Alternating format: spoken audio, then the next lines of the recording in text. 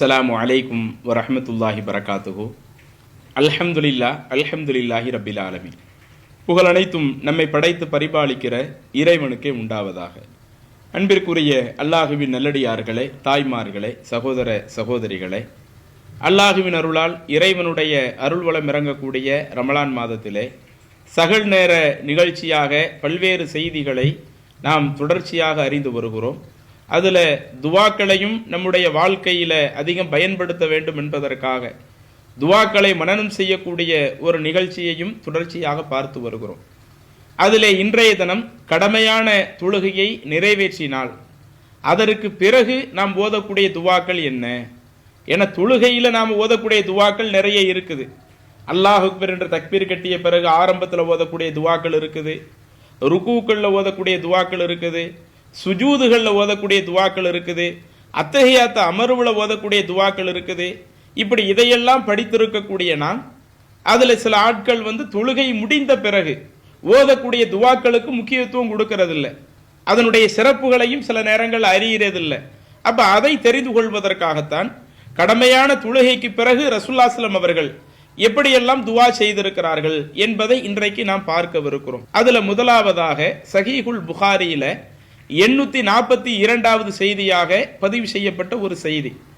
இப்னு Abbas ரலியல்லாஹு அன்ஹு அவர்கள் இந்த செய்தியை அறிவிக்கின்றார்கள். இப்னு அப்பாஸ் அவங்க என்ன சொல்றாங்க? குன்து அரிஃபுல் இன்கிலாஅ ஸலாத்தி நபி ஸல்லல்லாஹு அலைஹி வஸல்லம் பித் தக்பீரி, அல்லாஹ்வின் தூதர் தொழுகையை முடித்து விட்டார்கள் என்பதை அவங்க தக்பீர் சொல்வதை வைத்துத்தான் நாங்கள் அறிந்து கொள்வோம் என்று இப்னு அப்பாஸ் ரலியல்லாஹு அன்ஹு அவர்கள் குறிப்பிடுகிறார்கள். ரசூலுல்லாஹி ஸல்லல்லாஹு அலைஹி வஸல்லம் தொழுகை நடத்திக்கிட்டு இருக்கிறாங்க, தொழுகையில் சலாம் கொடுத்து எல்லாம் முடிஞ்சிருச்சு என்பதை அந்த தொழுகை முடிந்த உடனே ரசூலுல்லாஹி ஸல்லல்லாஹு அலைஹி வஸல்லம் என்ன செய்வாங்க? தக்பீர் சொல்லுவாங்க, அல்லாஹ் அக்பர் என்று அந்த தக்பீர் சொல்லுவாங்க. அந்த தக்பீரை வைத்துக் கொண்டுதான் ரசூலுல்லாஹி ஸல்லல்லாஹு அலைஹி வஸல்லம் அவர்கள் தொழுகை முடித்து விட்டார்கள் என்பதை நாங்கள் அறிந்து கொள்வோம் அப்படின்னு இப்னு அப்பாஸ் அவங்க கூறக்கூடிய செய்தியை சஹீஹுல் புகாரியில பார்க்கிறோம். அப்ப இதுல நாமளும் தொழுகை சலாம் குடித்து முடித்த உடனேயே நாம சொல்ல வேண்டியது முதலாவது அல்லாஹு அக்பர் என்று என்ன செய்யணும்? நாம ஒரு முறை சொல்லிக் கொள்ள வேண்டும். இதனுடைய பொருள் என்ன?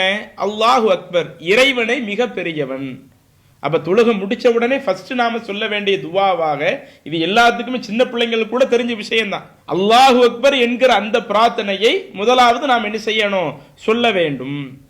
அதற்கடுத்து நாம என்ன சொல்லலாம்? சஹீஹ் முஸ்லிம்ல 1037வது செய்தியாக ஒரு செய்தி பதிவு செய்யப்பட்டிருக்கிறது. அல்லாஹுடைய தூதர் சொல்வதாக சௌபான் ரலியல்லாஹு அன்ஹு அவங்க இந்த செய்தியை அறிவிக்கிறாங்க. கான ரசூலுல்லாஹி ஸல்லல்லாஹு அலைஹி வஸல்லம் இதன் ஸரஃப மின் ஸலாத்திஹி, அல்லாஹுடைய தூதர் தன்னுடைய தொழுகையிலிருந்து அவர்கள் முடித்து கொண்டால் இஸ்தக்ஃபர ஸலாசன், 3 முறை அல்லாஹ்விடத்திலே பாவ மன்னிப்பு தேடுவார்கள். ஏற்கனவே முதல்ல அல்லாஹ் அக்பர் சொல்லுவாங்க அப்படிங்கறது அது ஒரு இது பார்த்துட்டோம். அதுக்கு அடுத்து ரசூலுல்லாஹி ஸல்லல்லாஹு அலைஹி வஸல்லம் என்ன பண்ணியிருக்கிறாங்க? 3 முறை அல்லாஹ்விடத்திலே பாவ மன்னிப்பு தேடி இருக்கிறார்கள் அப்படின்னு வருதுங்க. திரும்ப அதிலேயே தொடர்ச்சியை அடுத்து வருகிறது. சௌபான் அவங்க குறிப்பிடுறாங்க, ரசூலுல்லாஹி ஸல்லல்லாஹு அலைஹி வஸல்லம் அவர்கள் 3 முறை பாவ மன்னிப்பு தேடிய பிறகு வகால, அடுத்து மீண்டும் அவர்கள் சொன்னார்கள், அல்லாஹும்ம அன்த ஸலாம் வ மின்க ஸலாம் தபாரக்த தல் ஜலாலி வல் இக்ராம். சில அறிவிப்புகள்ல யாதல் ஜலாலி என்றும் வருகிறது. அப்ப யாதல் ஜலாலி என்று சொல்லிக் கொண்டாலும் தப்பு இல்லை, அல்லது தல் ஜலாலி வல் இக்ராம் என்று சொல்லிக் கொண்டாலும் தப்பு இல்லை. அப்ப அல்லாஹுடைய தூதர் 3 முறை பாவ மன்னிப்பு தேடிய பிறகு என்ன சொல்லி இருக்கிறாங்க? அல்லாஹும்ம அன்த ஸலாம் வ மின்க ஸலாம் தபாரக்த தல் ஜலாலி வல் இக்ராம் என்கிற இந்த வார்த்தையை சொல்லி இருக்கிறாங்க.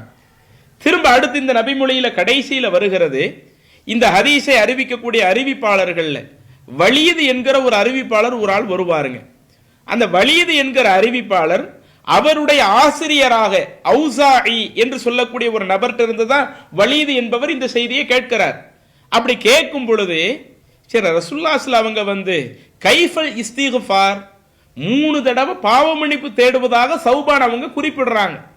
தொழுகை முடிஞ்ச உடனே அல்லாஹுடைய தூதர் 3 தடவை பாவ மன்னிப்பு தேடுவதாக ரசூலுல்லாஹி ஸல்லல்லாஹு அலைஹி வஸல்லம் அவங்க சொன்னதை சௌபான் ரலியல்லாஹு அன்ஹு கேட்டதாக நமக்கு சொல்றாங்களே, கைஃபல் இஸ்திக்ஃபார், அந்த பாவ மன்னிப்பு தேடுவதென்றால் எப்படி எந்த வார்த்தையை வச்சு ரசூலுல்லாஹி ஸல்லல்லாஹு அலைஹி வஸல்லம் பாவ மன்னிப்பு தேடி இருக்கிறாங்க என்று கேட்கும் பொழுது அப்பதான் அவுசாஇ என்பவர் குறிப்பிடுகிறார், நீங்க சொல்லுங்க அஸ்தக்ஃபிருல்லாஹ் அஸ்தக்ஃபிருல்லாஹ் அஸ்தக்ஃபிருல்லாஹ்.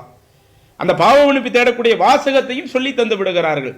அஸ்தக்ஃபிருல்லாஹ்னு 3 தடவை சொல்லுங்க அப்படின்னு சொல்லக்கூடிய இந்த செய்தி சஹீஹ் முஸ்லிம்ல 1037வது செய்தியாக பதிவு செய்யப்படுகிறது.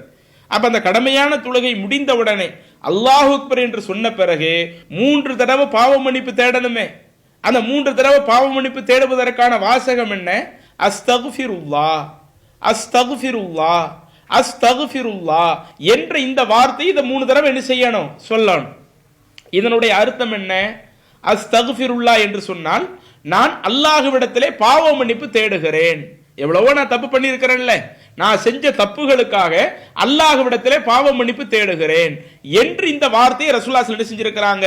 3 தடவை சொல்லிவிட்டு அதற்கு அடுத்து என்ன சொன்னாங்க?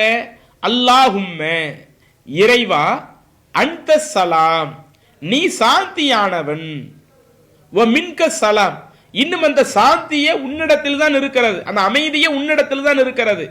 தபாரக்த நீ பாக்கியம் பொருந்தியவன், வல் ஜலாலி வல் இக்ராம் கண்ணியமுடைய சிறப்புகளை உடைய நீ பாக்கியம் பொருந்தியவன் என்கிற இந்த ஒரு வார்த்தை என்ன செஞ்சிருக்கிறாங்க? அல்லாஹ்வுடைய தூதர் அந்த அஸ்தக்ஃபிருல்லாஹ் என்று 3 தடவை சொன்ன பிறகு இதை சொல்லி இருக்கிறாங்க.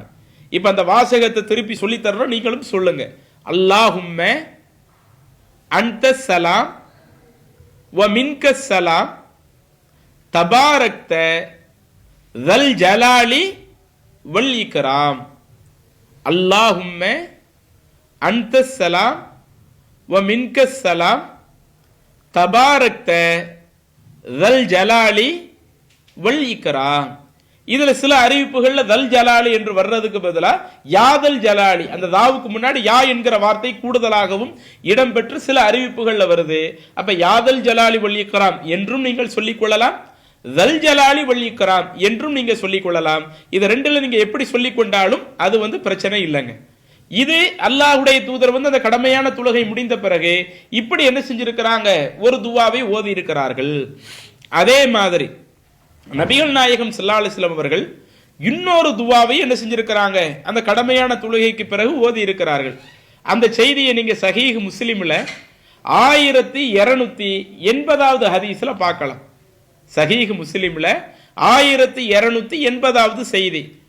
பர்ரா அல் பர்ரா என்று சொல்லக்கூடிய நபி தோழர் அவங்க என்ன செய்யறாங்க? இந்த செய்தியை அறிவிக்கிறாங்க. குன்னா இதா சொல்லைனா ஹல்ஃப ரசூலில்லாஹி ஸல்லல்லாஹு அலைஹி வஸல்லம் நாங்கள் நபி ஸல்லல்லாஹு அலைஹி வஸல்லம் அவர்களுக்கு பின்னாடி நின்று தொழுதால் அஹ்பப்னா அன் நகூன அன் யமீனிஹி நபிகள் நாயகம் ஸல்லல்லாஹு அலைஹி வஸல்லம் அவர்களுக்கு வலது புறத்துல நாங்க நின்று தொழுகிறதுக்கு ஆசைப்படுவோம். பர்ரா இப்னு ஆசிப் என்கிற அந்த நபி தோழர் சொல்றாங்க, ரசூலுல்லாஹி ஸல்லல்லாஹு காலத்துல ரசூலுல்லாஹி ஸல்லல்லாஹு அவங்களுக்கு பின்னாடி நாங்க தொழுவோமே, அப்படி தொழும் பொழுது நாங்க எதுக்கு ரொம்ப அதிகமா ஆசைப்படுவோம்?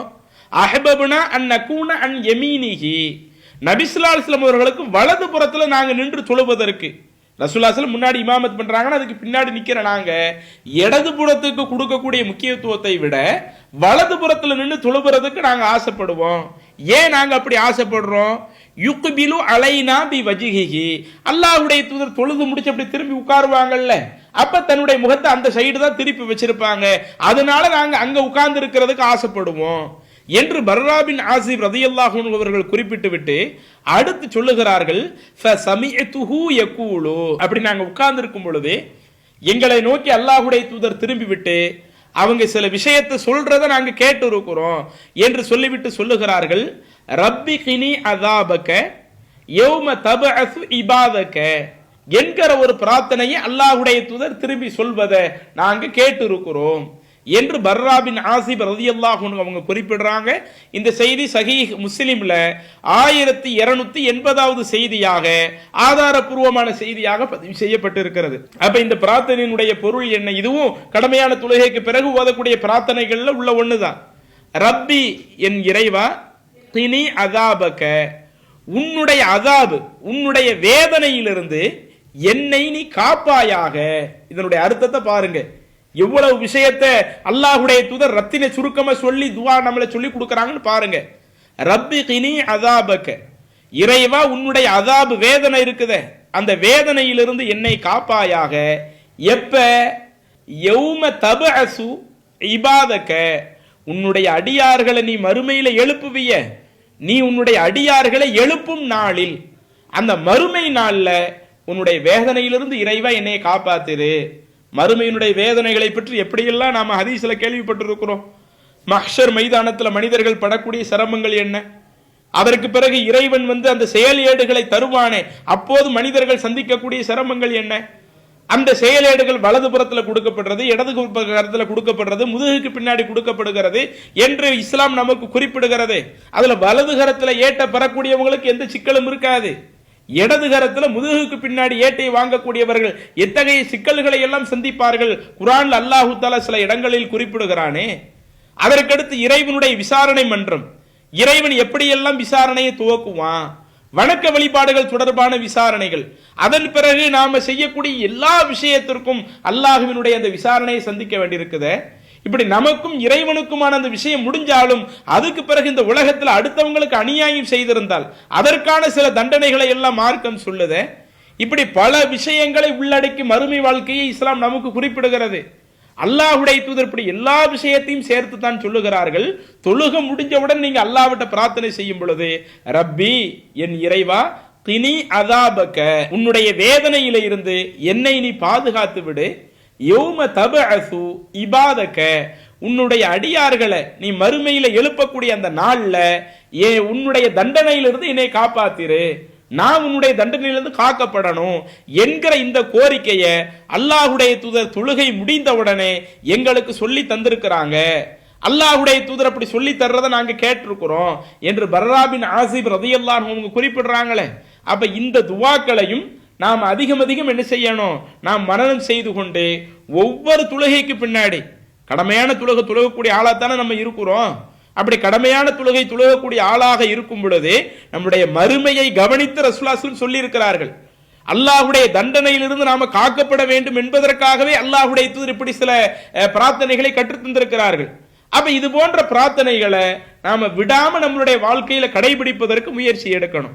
இப்ப அந்த வாசகத்தையே திருப்பி சொல்லி தர்றோம்.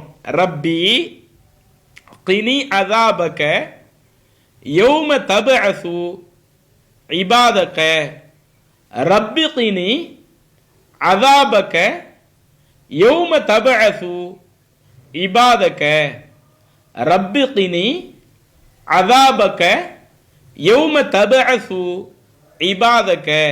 அப்ப இது போன்ற அந்த பிரார்த்தனையை நாம் ஒவ்வொரு நாளும் நம்மளுடைய வாழ்க்கையில் என்ன செய்யணும், கூடுதல் முக்கியத்துவம் கொடுத்து கடைபிடிக்கணும். அப்ப இன்றைய தினம் நாம் சின்ன சின்ன விஷயத்தை தான் பார்த்திருக்கிறோம். தொழுகை முடிச்ச உடனே அல்லாஹு அக்பர் என்று ஒரு முறை சொல்றதை பார்த்திருக்கிறோம்.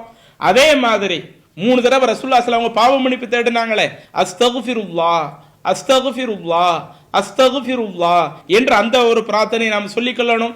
அதற்கடுத்து அல்லாஹ்வுடைய தூதர் சொன்னார்களே, அல்லாஹும்ம அன்தஸ் ஸலாம் வ மின்கஸ் ஸலாம் தபாரக்த ஸல் ஜலாலி வல் இக்ராம் என்கிற ஒரு பிரார்த்தனை சொல்லணும்.